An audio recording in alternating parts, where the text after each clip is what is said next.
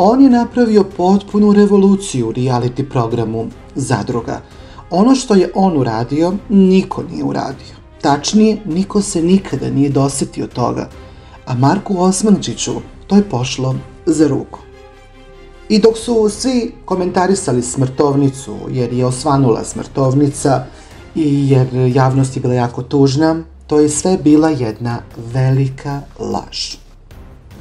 Objavilo se tada da je i Markov otac Franjo preminuo, a on je nakon toga i napustio reality program Zadruga. Jednostavno, doneli su lažnu umrlicu, a cela Srbija pričala je o tome.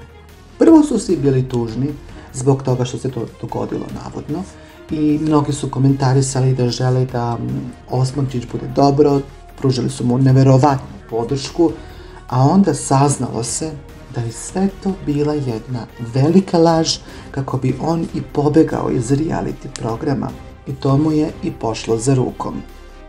Doneta je lažna umrlica, a nakon te lažne umrlice on je i napustio reality program. Franjo Osmančić živ je i zdrav je, naravno.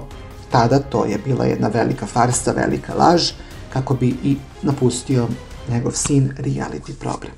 Tada stvorila se velika konfuzija oko svega toga, veliki skandal, javnost nije prestala sa komentarisanjem. I dok su jedni aplaudirali na takvoj jednoj zamišljenoj scenografiji, drugi ipak su ostali u potpunom šoku i pitali su se za šta sve ljudi su spremni da urade. Ovoga puta Marko je bio spreman i na to da se objavi lažna umrlica kako bi on i otišao iz reality programa.